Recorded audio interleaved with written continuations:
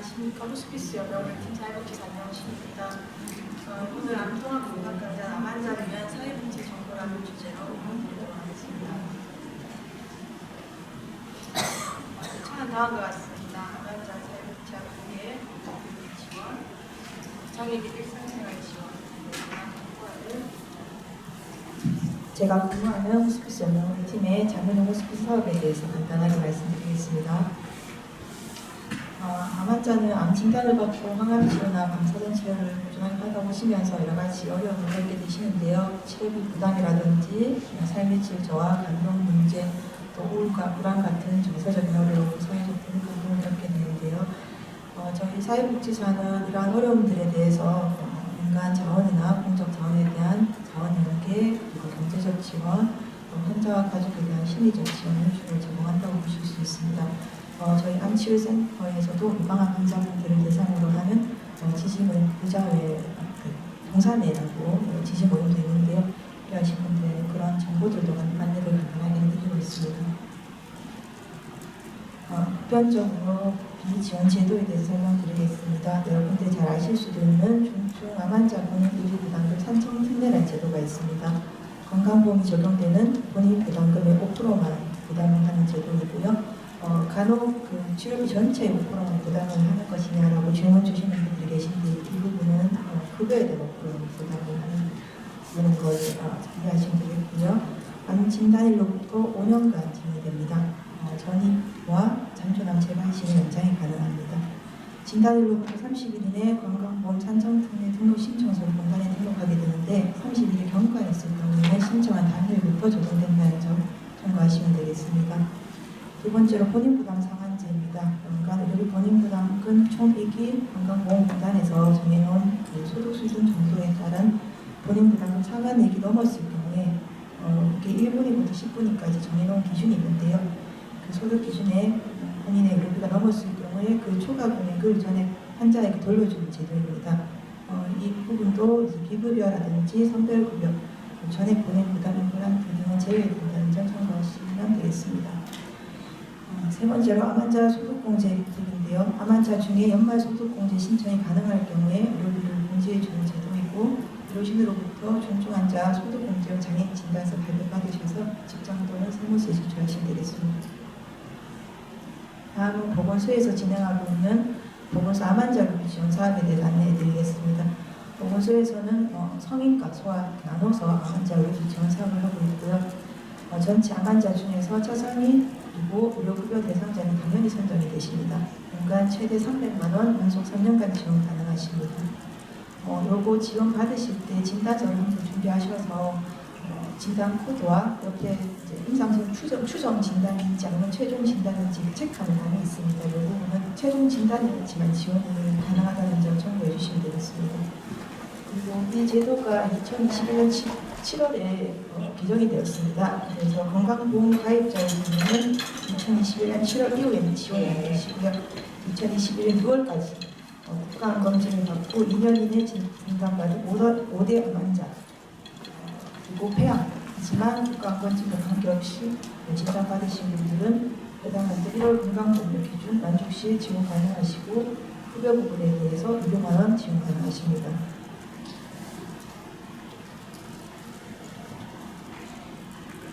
그리고 소아의 경우에는 차상위와 의료급여는 당연히 선정되시고 건강보험 같은 경우에는 소득재산조사 기준 충족 시 지원이 가능하십니다. 등록 신청 기준 만 18세까지 지원이 가능하시고 급여 비급여 부분 없이 백혈병 3천만 원, 기타 2천만 원, 조혈보 세포 이식 시 3천만 원까지 지원 가능합니다. 그리고 참고로 여기 성인 지원 사업 중에 연간 최대 300만 원이라는 거는 1월부터 12월까지 연간을 말하는 것이지 3월에 지원받아서 내년 2월까지 1년간 지원은 그런 부분 아닌 점 참고하시면 되겠습니다. 그리고 긴급 의료비 지원 제도에 대해 설명드리겠습니다. 긴급 또는 응급한 사유로 수술 또는 수술에 준하는 시술이 필요하지만 치료비 감당하기 어려운 분들 대상으로 지원을 하고 있고요. 기준 중위 소득 75% 이하, 금융재산 600만 원 이하 인 경우에 지원 가능하십니다.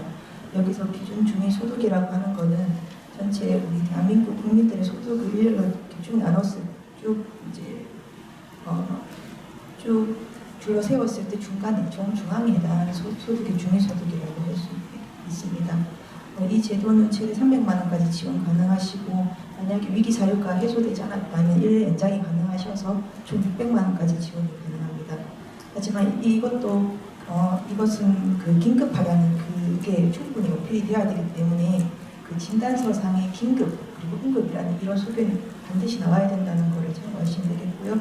입원 전에 신청은 되지 않습니다. 그리고 퇴원해서도 소급이 안 되기 때문에 반드시 입원하셨을 때 입원 중에 신청하셔야 되겠습니다.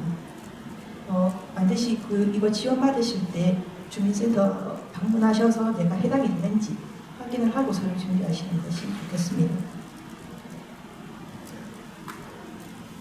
다음 국민건강보험공단에서 지원하는 재난의료비 지원 사업입니다. 소득 수준에 비해서 과도하게 의료비 지출 후 경제적 어려움을 겪는 가구에게 치료 비용이 높은 본인 부담 의료비 일부를 지원하는 건데 단어가 어려운데 본인 부담 의료비라는 거는 쉽게 말해서 비급여 부분 지원을 준다라고 이해하시면 쉽겠습니다.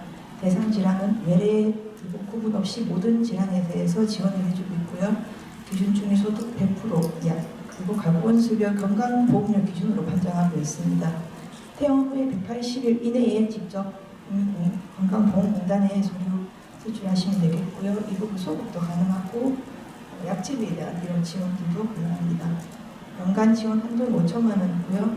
여기 표에 보시면 기초생활수급자 차상위 계층은 의료비 부담 수준이 총액이 80만 원을 초과하면 비급여의 80%를 이제 지원을 해주고 기준 중에서도 50% 이하면 70% 이하를 지원해주고 100% 이하는 60%, 200% 이하는 개별 심사를 거쳐서 50% 지원을 해준다고 보시면 되겠습니다. 쉽게 얘기해서 진료비 계산서를 보시면 초록 박스에 있는 진료비 총액이 기초생활수급자 즉 의료급여이실 때 80만 원이 초과한다 했을 때 빨간 박스에 있는 비급여 부분의 80%를 환급해 주신다고 이해하시면 되겠습니다.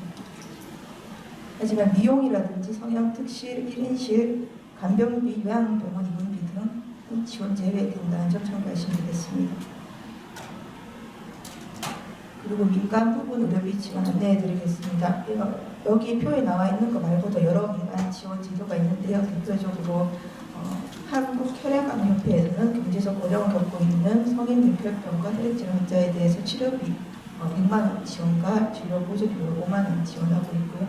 어린이재단에서는 한국백혈병 어린이재단에서는 경제적 어려움 겪고 있는 소아암 환자에게 최대 1,000만 원, 또 조혈모세피 시금 최대 3,000만 원 지원, 또 아산사회복지재단에서는 긴급한 수술이 필요한 저소득 지원자에게 1,000만 원 이내 연 1회 지원을 하고 있고 1,000만 원 다 지원을 하는 게 아니라 신청 금액을 별도 심의해서 거기에 맞는 금액을 지원하고 있습니다.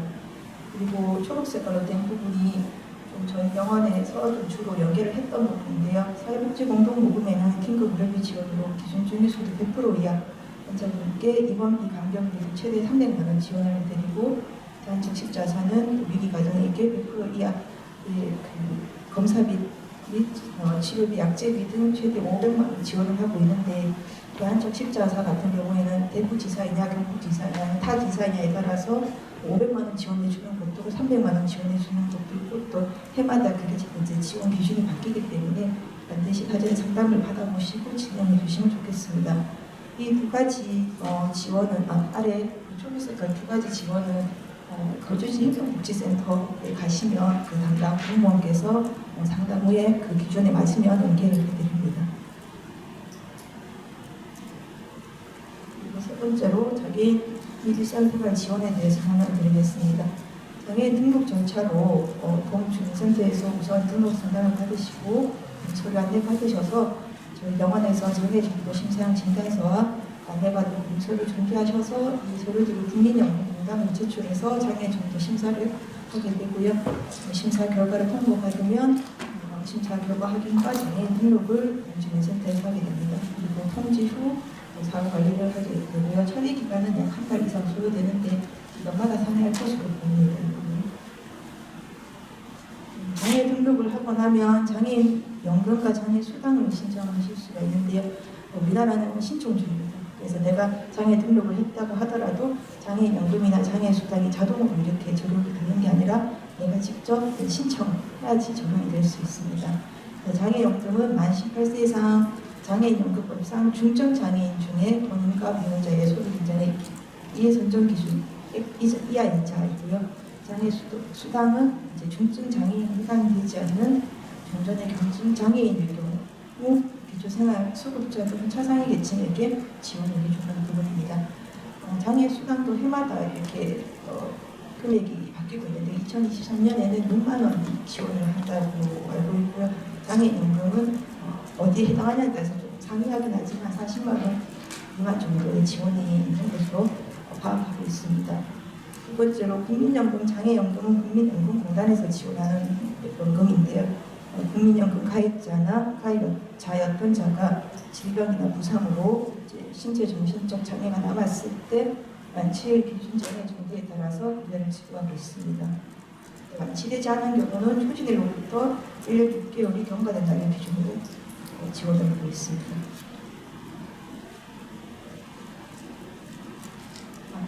장애연금은 장애수당은 이제 행정복지센터에서 안내를 받으실 수 있고 국민연금, 장애연금은 국민연금공단 지사에 문의를 해보시면 더 정확하게 아실 수 있습니다. 다음은 장애인 보조기기 급여입니다. 건강보험이나 의료급여 대상자 중에 등록장애인들 대상으로 전동 휠체어, 전동 스쿠터, 자세보조용품 등 지원 품목 약 98가지가 있는 것으로 알고 있는데요. 건강보험 대상자는 적용 대상 품목의 기준의 범위 내에서 구입 비용의 90%를 공단에서 부담을 하게 됩니다. 그리고 의료급여 수급권자의 경우에는 기준의 적용 대상 품목의 기준의 고시, 신고의 가격중 낮은 금액을 100% 기금에서 부담을 합니다. 건강보험 대상자이신 분들은 국민건강보험공단에 보조기기 급여를 신청하시면 되겠고, 또 의료급여 수급권자의 경우에는 행정복지센터에 신청하시면 급여를 받으실 수 있습니다. 그리고 가사감정 방문 지원 사업이 있는데요. 만 65세 미만 중에 소득 70% 이하 계층 중에 장애 정도가 심한 장애인, 중증 질환자, 희귀난치성 질환자 등이거나 만 65세 미만 의료급여 수급자 중에 장기와 사례관리 퇴원자는 가사감정 방문 지원 사업을 서비스 이용하실 수가 있고, 한 달에 일정 시간 동안 가사나 감정 서비스를 이용할 수 있는 이용권을 지원을 하게 됩니다. 이 부분은 거주지에 있는 행정복지센터에 가시면 안내받으실 수 있습니다. 그리고 다음은 보건소 재방관리 사업은 가정에서 치료 중이거나 요양 중인 저소득층 환자를 대상으로 하고 있고요. 방문 간호사가 직접 방문해서 의료 상담과 통증관리 간호 서비스 등을 지원합니다. 그리고 국민건강보험공단에서는 노인 장병 보험 제도도 운영하고 있는데요. 65세 이상 또는 65세 미만 노인성 질환자로 6개월 이상의 기간 동안 혼자 일상생활 수행하기 어려운 자를 대상으로 등급에 따라서 지원을 해드리고 있고요. 재가급여와 시설급여 또 가족요양비가 있는데, 재가급여는 자기 요양요원 이수급자 가정 방문해서 신청 등에 나간 살병 등 지원을 드리는 부분이고, 시설급여는 장기요양기관에 입소한 수급권자에게 심신기능 유지 향상향 교육훈련 등을 제공하고 있습니다. 그리고 제가 근무하고 있는 호스피스 연명의료팀에서 운영하고 있는 자본형 호스피스에 대해서 간단하게 설명을 드리겠습니다. 호스피스 완화의료라고 하는 것은 환자가 여생을 포기하는 것이 아니라 삶의 마지막을 편안하게 마무리할 수 있도록 돕는 의료 서비스를 하고 있고요. 신체적 증상을 적극적으로 조절하는 의료 서비스, 그리고 환자 가족에 대한 돌봄, 또 저희 병원에 있는 호스피스 연명의료팀에서 의사, 간호사, 사회복지사, 성직자, 자원봉사자 등으로 구성된 팀이 돌봄을 제공하는 팀이라고 할 수 있습니다. 그리고 대상은 말기암과 말기 만성 폐쇄성 호흡기 질환자고요. 서비스 내용으로는 신체 증상 관리, 생애 말기 돌봄, 자원연계, 심리사제 영적 지지, 그리고 타의형 호스피스 연계를 드립니다. 대구 동산병원에 있는 호스피스 용어로 입원형과 가정형이 있고요. 저희 병원에는 2022년 1월 1일부터 자문형 호스피스를 운영하고 있습니다. 마지막으로 저희 병원이 2024년 8월 25일부터 사전연령 요양서 등록 기관으로 지정되었는데요. 이거는 이제 19세 이상 성인이 이제 미래 여성의료 대상이 될 것을 대비해서 직접 병원에 대한 중단에 대한 부분과 호스피스에 대한 의사를 미리 문서로 밝혀드리는 것이고 매주 금요일마다 암치유센터 내에서 이제 사전 예약을 받아서 상담을 해드리고 있습니다. 네, 감사합니다.